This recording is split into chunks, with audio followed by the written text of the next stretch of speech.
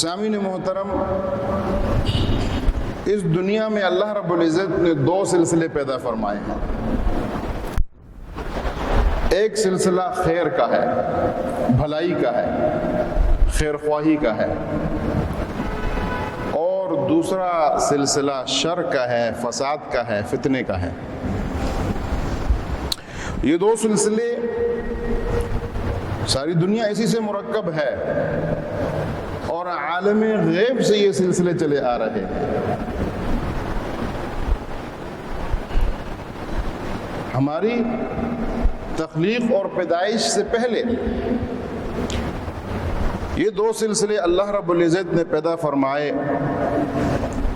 جو خیر کا سلسلہ، اس کے لیے اللہ رب العزت نے ملائکہ کو پیدا کیا۔ جو شر کا سلسلہ، اللہ نے اس کے لیے شیاطین کو پیدا کیا۔ ملائکہ خیر محض ہیں، وہ صرف اور صرف خیر ہے، بھلائی ہے۔ شر کا شائبہ اور اندیشہ بھی ان سے نہیں کیا جا سکتا، اور شیاطین وہ شر محض ہیں۔ ان کا کام ہمیشہ شر پھیلانا ہے، فتنہ برپا کرنا ہے، اللہ کی نافرمانی پر اکسانا ہے۔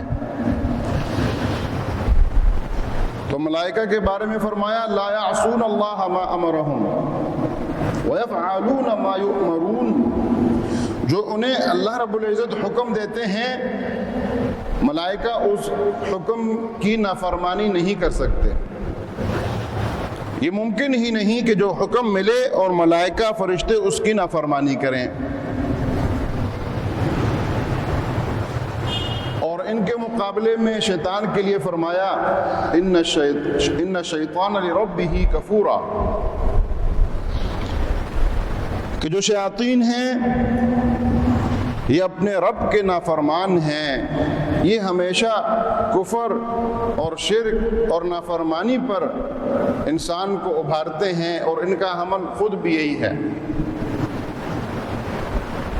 وہ شر محض ہیں اور ملائکہ خیر محض ہیں۔ اور یہی سلسلہ اللہ رب العزت نے دنیا میں بھی پیدا فرمایا۔ دنیا میں اللہ رب العزت نے خیر کے انتظام کے لیے اور بھلائی کو پھیلانے کے لیے انبیاء علیہم السلام کو پیدا فرمایا، اور انبیاء علیہم السلام کے مقابل جو شر ہے اس کے لیے دجال کو پیدا فرمایا۔ دجل جو فریب اور دھوکہ دیتا ہے، وہ جنوں میں سے بھی ہیں شیاطین، اور وہ انسانوں میں سے بھی ہیں۔ اور جتنی بڑی خیر اللہ رب العزت نے انبیاء علیہم السلام کے ہاتھ پہ پیدا فرمائی، ان کے مقابل اتنا ہی بڑا دجل شیاطین کی صورت میں، دجالوں کی صورت میں پیدا فرمایا۔ اور پھر ہمارے زمانے میں نبی آخر الزمان صلی اللہ علیہ وسلم کے زمانے میں جیسے نبوت اپنے اعلیٰ مقام تک پہنچی اور مکمل ہوئی، اسی طرح جو دجال اس امت میں آئیں گے اور آئے ہیں، وہ بھی باقی سابقہ تمام دجالوں سے بہت بڑے ہیں۔ مختلف مدعیان نبوت، اور ان میں سر فہرست قادیانی ہمارے سامنے ہے۔ اور پھر جو آخر میں آنے والا ہے دجال، جسے مسیح بھی کہا گیا، جو یہ دعویٰ کرے گا کہ میں تمہارا رب ہوں، میں تمہیں زندہ کرتا ہوں، میں تمہیں مارتا ہوں، اور حکم دے گا مردے زندہ ہو جائیں گے، وہ سب سے بڑا فتنہ ہوگا، سب سے بڑا دجال ہوگا۔ تو سامعین محترم، یہ خیر اور شر کا سلسلہ اللہ رب العزت نے عالم غیب میں بھی رکھا، عالم دنیا میں بھی رکھا، اور انبیاء علیہم السلام کے بعد جو متبعین ہیں انبیاء علیہم السلام کے، جو اتباع کرنے والے ہیں، جو وارث ہیں انبیاء علیہم السلام کے، ان کے لیے بھی رکھا کہ ایک طرف انبیاء علیہم السلام کے وارثین ان کے لیے فرمایا اولئک حزب اللہ، یہ اللہ کی جماعت ہے، اولیاء الرحمن ہیں۔ اور دوسری طرف شیاطین کے وارثین متبعین، ان کو کہا حزب الشیطان، یہ شیطان کی جماعت ہے۔ ایک ان کے بارے میں کہا ائمۃ الکفر، یہ کفر کے ائمہ ہیں، امام ہیں، اور یہ لوگوں کو بدی کا راستہ دکھاتے ہیں۔ اور دوسری طرف فرمایا کہ یہ نیکی کے امام ہیں، یہ لوگوں کو ہدایت کا راستہ بتاتے ہیں۔ قرآن میں یہ ذکر فرمایا گیا۔ تو انہی دو سلسلوں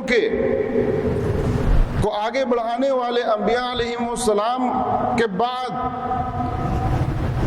اولیاء الرحمن ہیں، نیک لوگ ہیں، اور برائی کو پھیلانے والے اولیاء الشیطان ہیں، ان کے دوست ہیں، اور یہ سلسلہ قیامت تک جاری رہے گا۔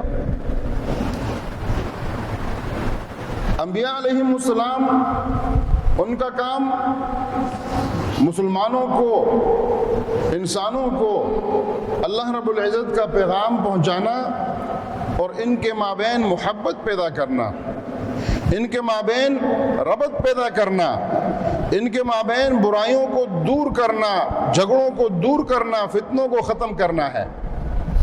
اور شیاطین اور ان کے کارندوں کا کام ان کے درمیان نفرت پیدا کرنا، فتنہ برپا کرنا، ان کو اپنے رب سے بھی دور کرنا، اور ان کے معاشرے کو بھی خراب اور خاسر کرنا، کیونکہ شیطان نے قسم کھا رکھی تھی لَأُغْوِيَنَّهُمْ أَجْمَعِينَ، اللہ کی عزت کی قسم کھا کے کہتا ہے کہ میں ان سب کو جو ہے گمراہ کروں گا، ان سب کو بہرا کروں گا۔